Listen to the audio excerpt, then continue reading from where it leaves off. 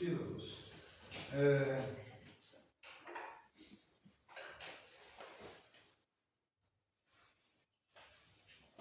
Ele teve 3 fases na sua preparação.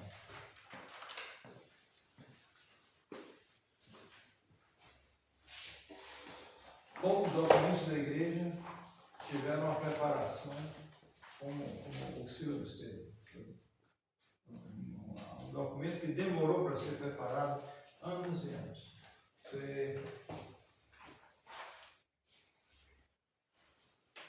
Você tem a primeira fase,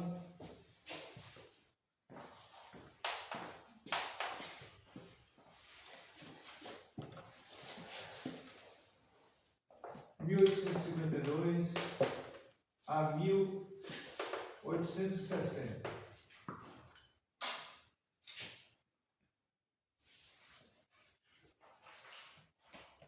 Segunda fase,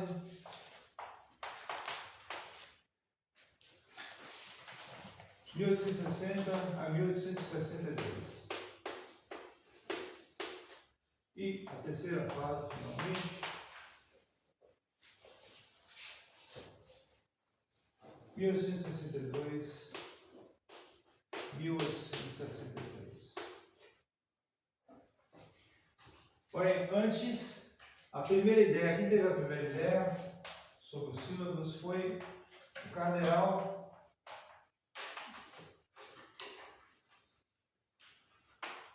Joaquim Pet. Quem foi o cardeal Joaquim Pet? Ninguém sabe. O futuro Leão XIII. O sucessor de Pio IX foi quem teve a ideia dos sílabos. Num concílio regional de Spoleto, ele, cardeal Pet, que era então bispo de Perusa, teve a ideia de fazer mandou a sugestão de se fizesse uma lista de erros modernos, sim. Joaquim Pet, Leão XIII, que foi sucessor de Pio IX e que teve um longo pontificado, 25 anos mais ou menos, de 1878 a 1903. Foi sucedido por São Pio X, né? Foi o primeiro Papa da história a ser filmado e sua voz gravada. Nós temos, né, ele cantando Ave Maria, né? O Pai Nosso, até na internet, né? E tem os filmes dele, né? O primeiro Papa a ser filmado, Leão XIII. O Pio IX deve ter sido o primeiro a ser fotografado, né? Talvez o antecessor dele tenha sido fotografado, porque a fotografia é dos anos 30 do século XIX. Eu não sei se o antecessor dele foi Gregório XVI, chegou a ser fotografado.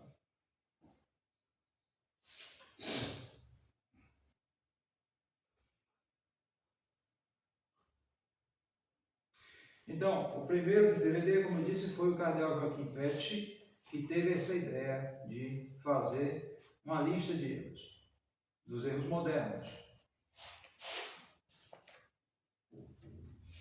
Ele escreveu um artigo na Atividade Católica falando desse respeito, né?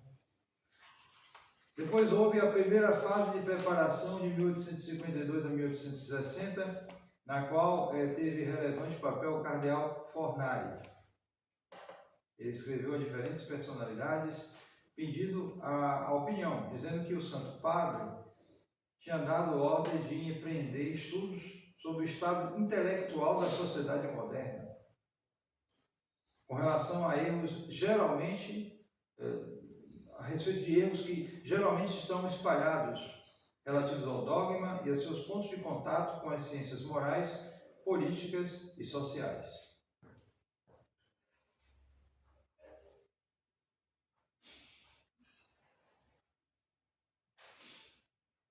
Então muita gente foi consultada, inclusive leigos, como o famoso Louis Veuillot. Hoje eu vou falar aqui de Louis Veuillot, que escreveu A Ilusão Liberal, que está em português.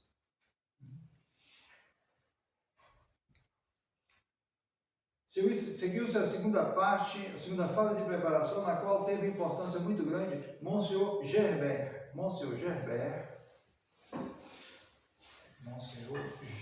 porque ele tem uma importância muito grande, porque ele que fez o primeiro modelo que foi usado para o sílabus. Monsieur Gerbert.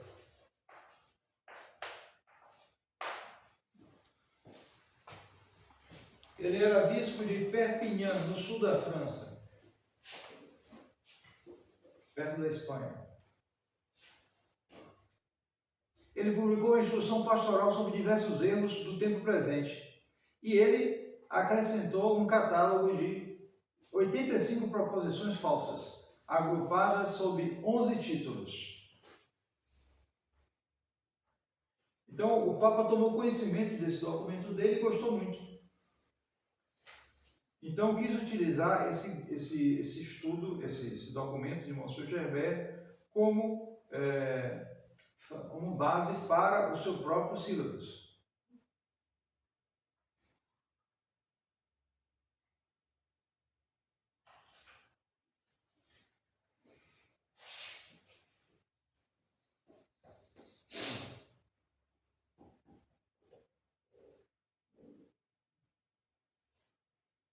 Ele submeteu esse documento para vários aprovaram, mas coisa curiosa, né? A gente vê os tipos, né? Já ouviram falar do Monsieur Dupalou, né? Dupalou era um dos maiores representantes do catolicismo liberal na França.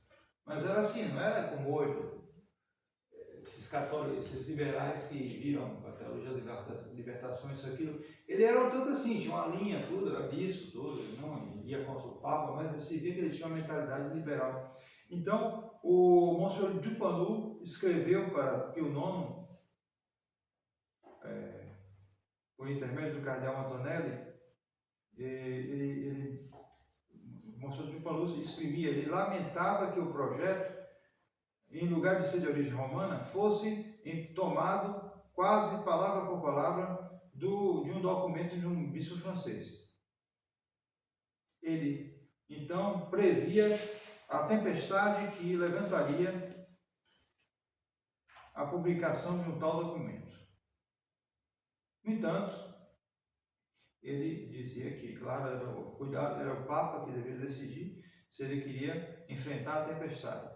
E ele lhe assegurava, em todos os casos, que ele aceitaria e defenderia a decisão pontifícia. Você vê que aquele tipo, ele pode ter isso, pode ter aquilo, mas eu me submeto. Tudo. A gente sabe que o Monsieur Dupalou, ele apoiou, de um modo geral, os católicos liberais. Seguiu-se então a terceira fase de preparação. O catálogo que tinham feito, que Pio IX mandou fazer a partir desse documento de Monsieur Gerbert, não foi publicado, um catálogo de 61 proposições.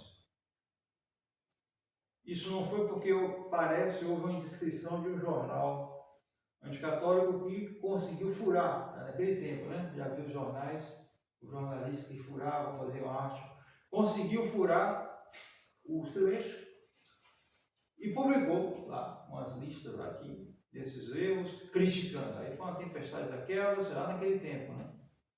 Já naquele tempo, os sílabus, essas condenações levantavam protestos da imprensa, dessa turma anticlerical. Então isso não é novidade. Se você vê hoje todas as fake news, as maluquices que aparecem na internet, tudo é só uma continuação do mesmo processo. Eles não tinham internet, mas tinham jornal.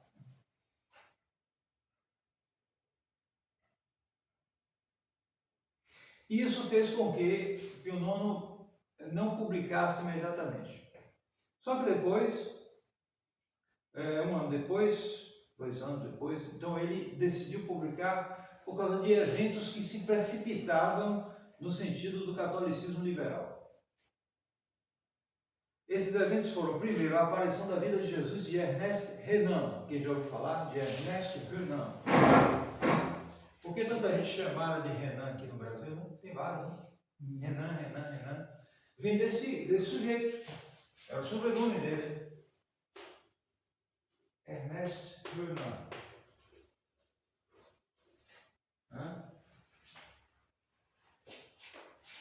é um ex-seminarista que perdeu a fé e que passou a ser livre pensador, liberal, e escreveu uma vida de nosso Senhor Jesus Cristo muito dissimulada, porque ele não acreditava na divindade de Jesus Cristo, porém ele admirava Jesus Cristo, como tantos por aí, né?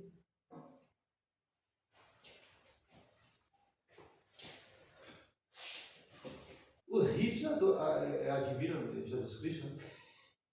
Essa turma toda aí, maconheira, admiram, né? Mas, e aí? Esse Ernest Renan não era hippie, nem era maconheiro, penso eu, mas era um desses liberais que admiravam Jesus Cristo, então fez uma vida de Jesus Cristo, elogiando uma figura extraordinária. Ele foi à Palestina, chegou aí. Se vocês querem uma crítica interessante, vocês chamam de um antídoto, né? O antídoto para a vida de Jesus Cristo, de Ernest Renan, que é fruto do protestantismo liberal, dessas doutrinas críticas, tudo isso. O antídoto é a vida de Jesus, de Giuseppe Ricciotti. Pelo menos das que eu conheço, é melhor. O antídoto, né? Você tem aqui, né? O contrário, você tem o antídoto Giuseppe Ricciotti. Vida de Jesus. Tem em português, ele é italiano, mas tem em português. Embora na internet os pecados. Talvez tenha um reeditado, é possível. Giuseppe Ricciotti escreveu uma vida de Jesus, onde a primeira parte é só para refutar as teorias racionalistas da vida de Jesus. E aí ele critica, inclusive, essa vida de Jesus de Renan. Só que é aquela história, né? O sujeito era bom escritor. Cuidado com os escritores de talento. Cuidado. Certo? Escritor de talento não é escrever coisas de verdade. Você pode ser uma péssima pessoa com ideias péssimas e ser um talento, não se pode negar. E aí ele engana muita gente, sobretudo os mais jovens, que vão mais pelo som das palavras do que pelo conteúdo delas. Então, o Renan era um grande escritor, escreveu uma vida atraente. E para completar, ele não criticava Jesus, ele admirava, só que ele não acreditava na sua divindade. E com isso, essa vida teve lá na França um grande sucesso. Você imagina, na França Católica, um grande sucesso. Parece até que ele foi parar na cadeia, porque teve gente que não gostou. Teve problema, está entendendo? Era um cético, né? Um cético.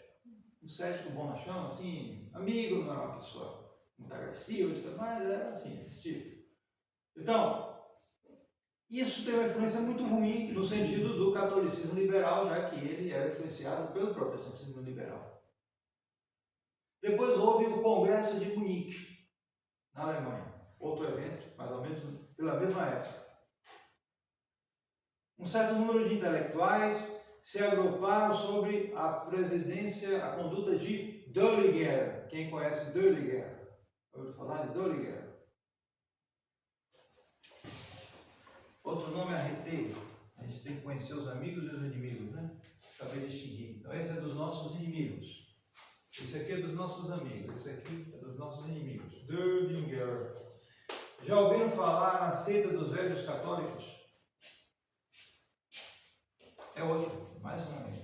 Os velhos católicos.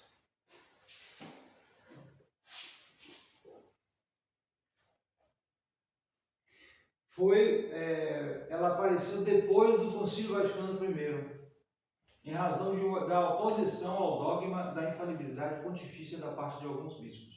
Então, esse Döllinger foi um dos que se separaram e fundaram lá uma seita lá dos velhos católicos, que existe até hoje. Existe até hoje. Então, esse Döllinger, nessa época, estava já com os liberais. Agora, note bem, quais eram as pretensões dele? Entre outras pretensões, eles queriam rejeitar a velha concepção da teologia baseada sobre a escolástica, para lhe substituir uma outra teologia, cujos fundamentos seriam a filosofia moderna e a história. Vejam que nada de novo sobre o solo, né? É a mesma mentalidade modernista. Não tem nenhuma diferença. Com 50 anos de antecipação a São Pio X, a mesmíssima coisa.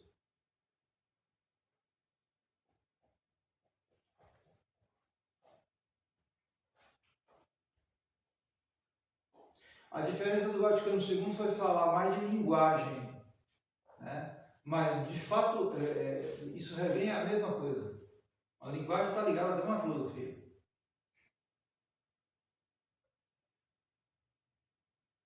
E depois houve o Congresso de Malines, na Bélgica, do dia 18 ao dia 22 de abril de 1863.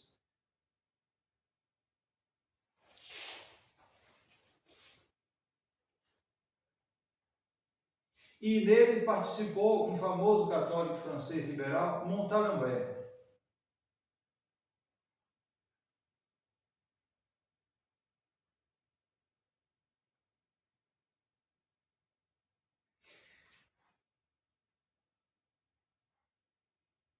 E justamente a característica desse liberalismo era bem disfarçada, ela não aparecia de maneira clara. Montalembert dizia, ele insistia na distinção essencial entre a intolerância dogmática e a tolerância civil. Uma é necessária à verdade eterna, a outra é necessária à sociedade moderna. Ele proclamava sua submissão absoluta à Igreja e ao Papa em matéria de dogma. Você vê que não eram gente assim, não eram rebeldes assim claramente, né? Mas, desde o seu primeiro discurso, ele rejeitava a aliança do trono e do altar, ou seja, dos dois poderes, e reclamava, em nome das ideias modernas, a separação dos dois poderes. Essa é a questão.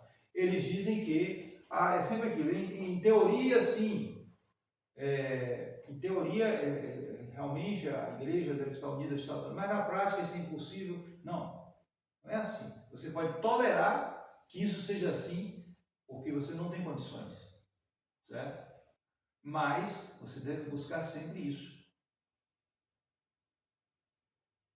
Você não pode jamais dizer que é impossível. Se você diz que é impossível, você corta, faz uma faca entre a teoria e a prática. Isso é típico do liberal.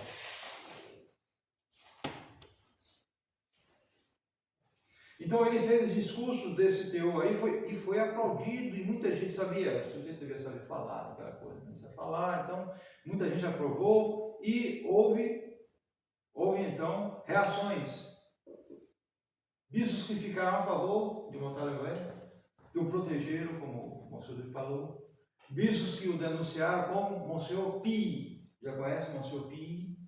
Eu vou falar Monsenhor Pie. Monsenhor Pie é um famoso bispo de Poitiers, do século XIX, antiliberal, cujo vigário-geral é Monsenhor Gomes, outro grande intelectual católico do século XIX, e Monsenhor Pie,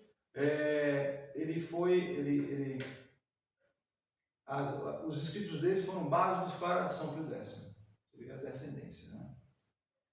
Então, todos esses eventos, né, houve uma intervenção tanto da Santa Sé com esse Congresso de Malines. Montalembert se submeteu, não, foi mais cauteloso depois, mas ficou o mal-estar. Então, todos esses eventos influenciaram certamente Pio IX a publicar os sílabos, que estavam um tanto parados, né? Tinha estudado, parou por causa daquele vazamento, né? Mas finalmente ele se decidiu a publicar. Então você vê que foi um documento que foi lentamente foi preparado. E seu efeito foi impressionante. Na época foi realmente algo de importância fora do comum. Aquela célebre aquela resposta dele ao bispo Mermiot, né? Perguntou ele: por que o senhor fez os sílabos? Ele disse: para separar os campos. Porque de fato os sílabos, ele é claro. Poucos documentos da Santa Sé são tão claros assim, que colocam realmente a divisão daquilo que é católico e daquilo que não é católico.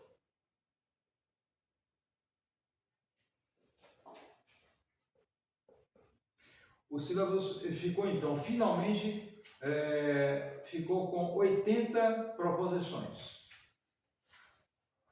No total, o sílabus contém 80 proposições. Essas 80 proposições são divididas em 10 seções, com um número desigual de proposições, né? A seção, por exemplo, a seção primeira, ela tem 7 afirmações condenadas. A segunda tem também 7.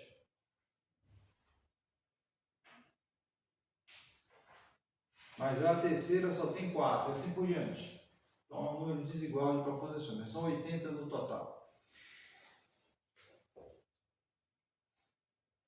E essas 80 proposições, em geral, são tiradas de documentos da Santa Sé anteriores. Alocuções, etc., documentos. Então, eles são postos ali. Mas são selecionados, né? Selecionados ali, porque assim fica mais claro, são postos em destaque. Quando você está numa locução, numa encíclica, aquilo está no meio de toda uma série de coisas, né? Então você pode ficar na dúvida o que é mais importante, o que não é, se um pedaço não pode diminuir a importância do outro, talvez, ou não, ali está tudo selecionado claramente em parágrafos. Então vamos ao conteúdo dos sílabos. Primeiro parágrafo, ou melhor, primeira seção, trata do panteísmo, naturalismo e racionalismo absoluto. Contém 7 proposições condenadas. Veja bem que o que eu vou ler é o que é condenado. Então tem a afirmação ali, tudo claro, daquilo que é condenado. Primeiro ponto: não existe nenhum supremo, sapientíssimo e providentíssimo ser divino, distinto da totalidade das coisas, e Deus outra coisa não é do que a natureza, sendo por isso sujeito às mutações. Deus realmente faz-se no homem e no mundo. Todas as coisas são Deus e têm a mesmíssima substância de Deus. Deus e o mundo são uma e mesma coisa, e consequentemente também o espírito e a matéria, a necessidade e a liberdade, o verdadeiro e o falso, o bem e o mal, o justo e o injusto. Essa primeira afirmação, ela remete para os primeiros erros da história da igreja, né? Os primeiros combates que a igreja teve contra as seitas gnósticas, cuja a característica era essa, né? Transformar Deus num processo. Vocês estão acompanhando a leitura da história das heresias de Santo Afonso, né? Então, vocês estão vendo ali o processo, desde o início, vocês veem essa tendência para tirar o Deus pessoal e transformar Deus num processo tal que vai por graus. Bom, cada um vai acrescentando uma coisa a outra, mas eles têm esse ponto em comum, né? E através de emanações, não através da criação, porque a criação supõe um Deus transcendente que nos criou. No caso se você identifica Deus como processo, então Deus vai se degradar com o tempo através das suas emanações, e cada uma dessas emanações vai ter em si algo de divino. Entenda quem possa entender, porque é contraditório, mas é assim que eles associam, certo? E sendo assim, se todas as coisas são Deus, então há uma identificação completa de tudo. Você não pode mais estabelecer, por exemplo, o que é o bem e o que é o mal. Deus estabelece, esse é o bem, esse é o mal, isso está errado, isso está certo. Mas se todas as coisas são Deus e tem algo de Deus, então, perde o sentido isso.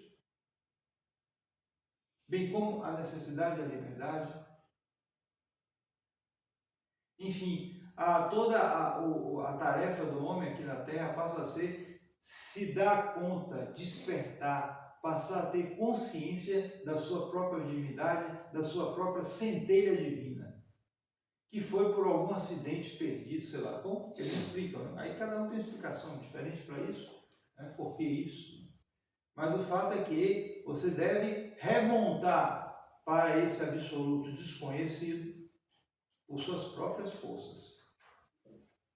E através desse conhecimento, porque é um conhecimento aí, não é a graça, é o conhecimento, você chegaria a essa identificação com o princípio, que eles chamam,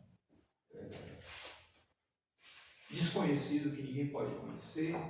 Então, varia muito, é muito confuso. Quando você vai ler Santo Irineu, contra as heresias, não é fácil para você chegar e distinguir todas aquelas correntes.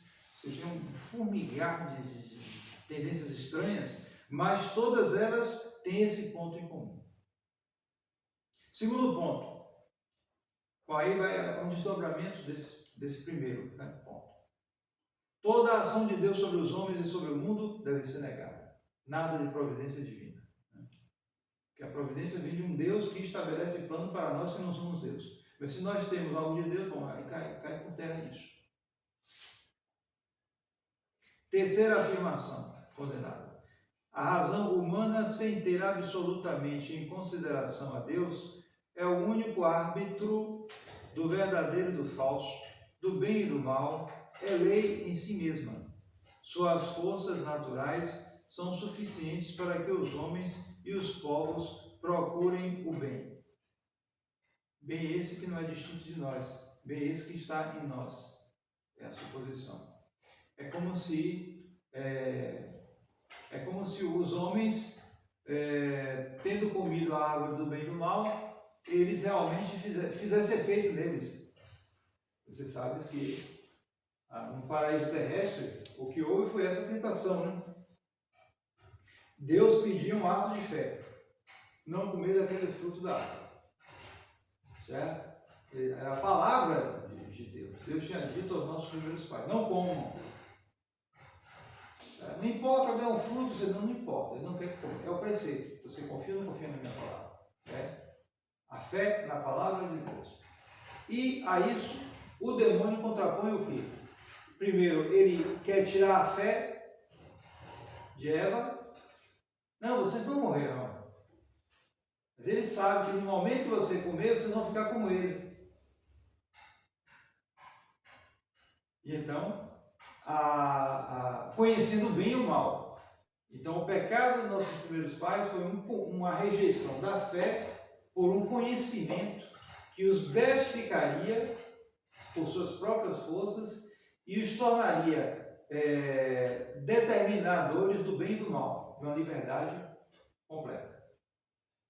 Porque se eu sou absolutamente livre, eu posso determinar o que é bem e o que é mal. Eu sou livre para fazer isso. Eu sou livre de determinar o bem e o mal.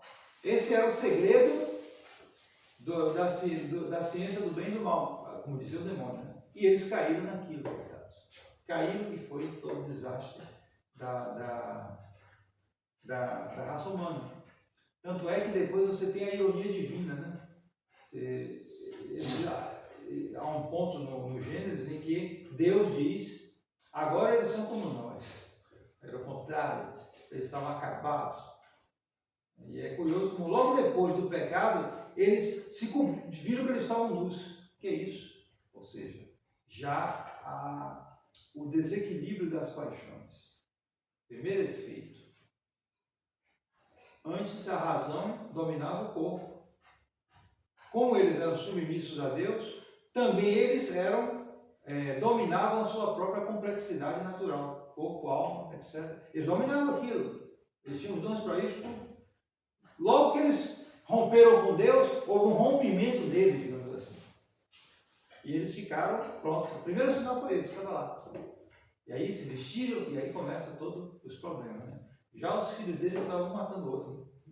A decadência já começa a partir daí.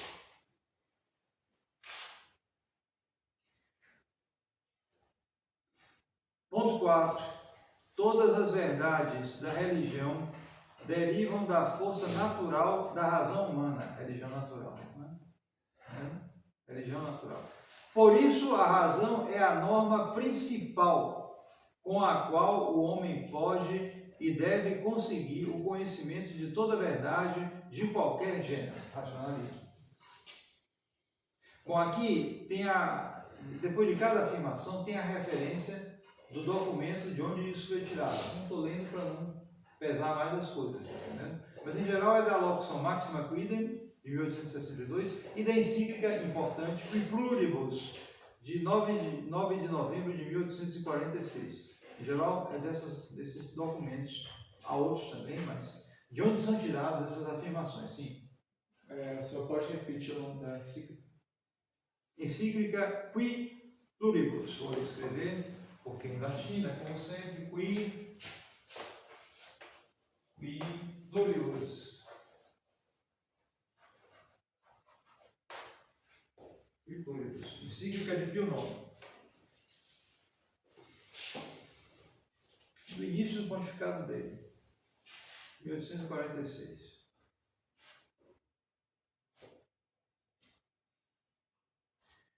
Ponto, sexta afirmação. A fé de Cristo está em contradição com a razão humana. E a revelação divina não só não adianta nada, mas também é nociva para a perfeição do homem. Consequência da afirmação anterior, que faz tudo depender da razão humana. Então, tudo que vem acrescentar não serve. Sim. Se eu pular a quinta. O quê? Se eu pular a quinta. Eu pulei a quinta? É verdade, você tem razão. Desculpe. Eu pulei a quinta afirmação. A revelação divina é imperfeita e por isso está sujeita a um contínuo e indefinido progresso que corresponde ao progresso da razão humana. Então, esse progresso da revelação, porque é como se ela se identificasse com a razão humana. A razão humana vai sendo iluminada progressivamente e essa iluminação é a revelação. Tá aí, tá entendendo? Então, o que existe, por exemplo, no dogma, é uma evolução homogênea, por explicitação. É diferente completamente. Não são novas revelações. A revelação, isso é Beabá do Catecismo, ela terminou com a morte do último apóstolo.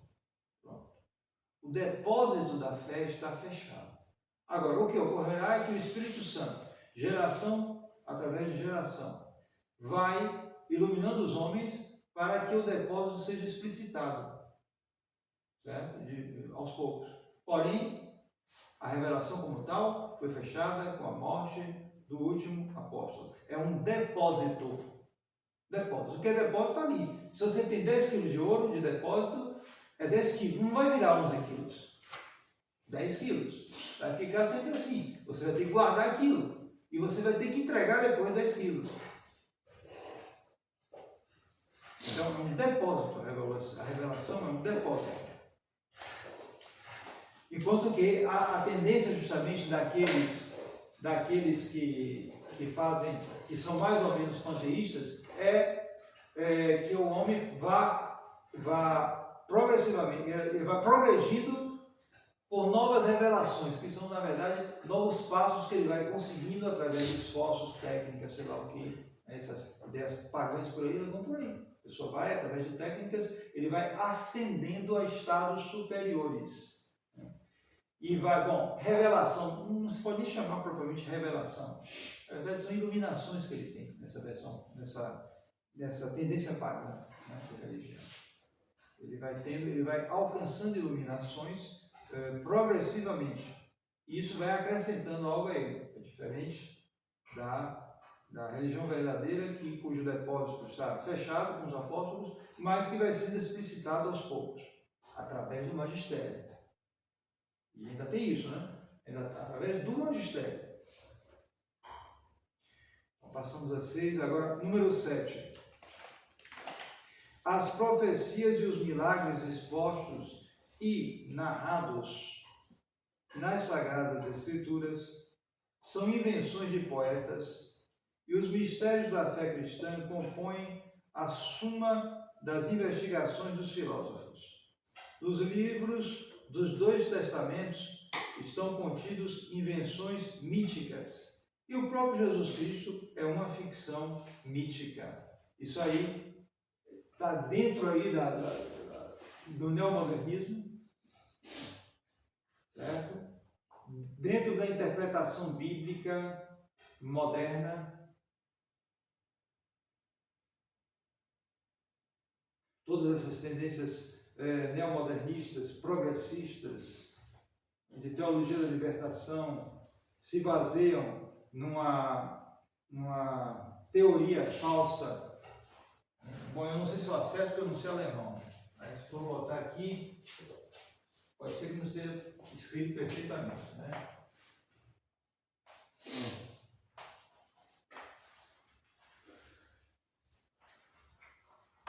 Não sei como é não. É Schuster.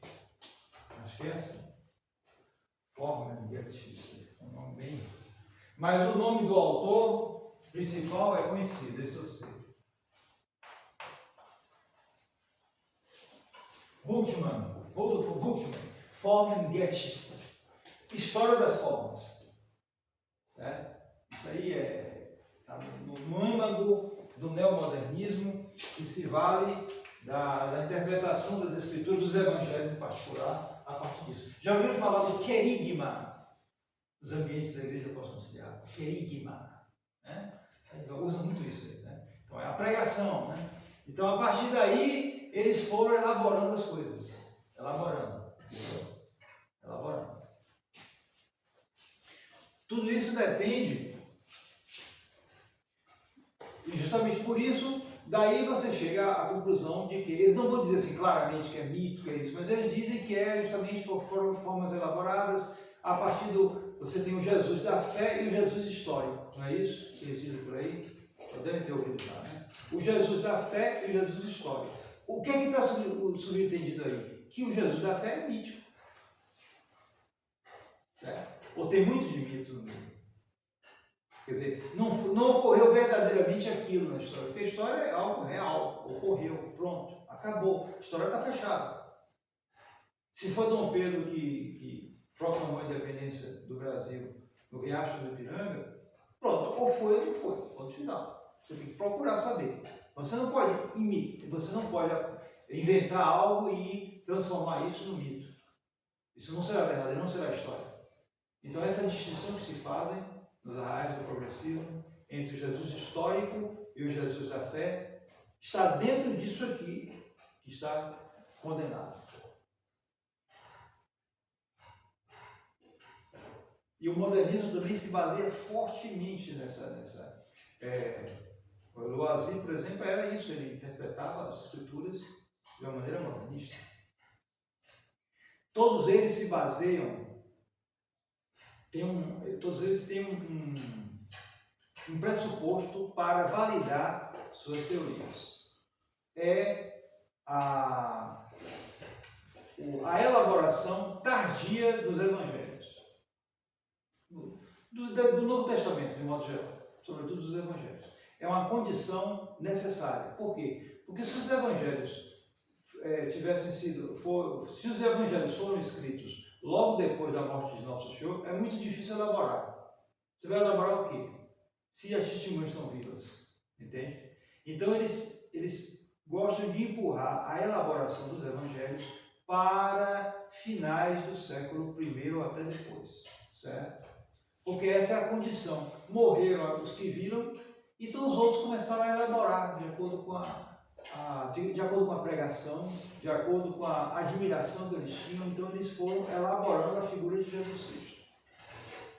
Então há uma data que é fundamental para isso. É o ano 70. Por quê? O que ocorreu no ano 70? Muito importante. Destruição do templo? A destruição de Jerusalém, particularmente no templo. A Jerusalém foi tomada toda. e houve uma mortandade imensa de judeus. Os judeus foram dispersos, foram derrotados, esmagados pelos romanos nesse ano, por Tito e Vespasiano, né? Agora, o que ocorreu de importante aí? Porque isso foi previsto por Nosso Senhor no Evangelho. Nos três evangelhos sinóticos, Nosso Senhor prevê a destruição de Jerusalém. Então eles dizem, o evangelho foi feito depois da destruição de Jerusalém, porque aí elaboraram que Jesus previu a destruição de Jerusalém. Está entendendo? Porque se foi feito antes, então foi profecia mesmo de Nosso Senhor.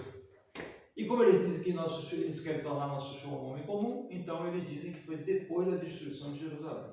E além disso, como foi depois, dá tempo, como destruiu Jerusalém, os que fugiram elaboraram com Jesus da sua maneira. Certo?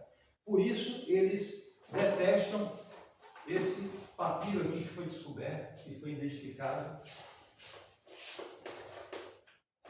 por um jesuíta irlandês, 704. Já ouviu falar disso? Já ouviu falar disso? Não, né? Esse papiro foi encontrado entre os documentos de Qumran. Já ouviu falar isso também? Qumran. Certo? Aí é toda história, eu vou muito longe para contar essa história, mas enfim, foi encontrado esse papiro nessas grutas de Qumran. E essas grutas de Qumran, elas pertenciam a uma comunidade, a esses cultos essênios ou cristãos, parece que foram essênios, enfim. Uma comunidade que fugiu, isso aqui importa, da invasão romana. Os romanos, antes de assediar Jerusalém, foram destruindo em volta. Então eles fugiram, eles tinham a comunidade deles perto de Jerusalém. Então eles fugiram e esconderam a biblioteca deles. E foi numa gruta lá que um pastor de cabras achou, 2000 anos depois, vários potes com esses pergaminhos e esse papiro, que foi identificado como um pedacinho do Evangelho de São Marcos. Portanto, se havia um pedacinho do Evangelho de São Marcos nessa comunidade de Qumran, esse Evangelho de São Marcos foi escrito antes da destruição de Jerusalém. Correto? É lógico. É evidente. Portanto, ele é antes do ano de 70. Portanto, a profecia de Nosso Senhor é verdadeira. Então, quando o cara chegou a essa identificação, foi todo mundo, já foi depois do Vaticano II, ninguém queria saber. Ele teve dificuldades. Foi anos e anos ignorado a identificação. Porque quando ele disse, não, é do Evangelho, ninguém queria saber. Não pode ser isso aqui. Mas ele continuou os estudos dele e hoje isso já aparece claramente, confrontando, etc. É um pedaço do Evangelho de São Marcos.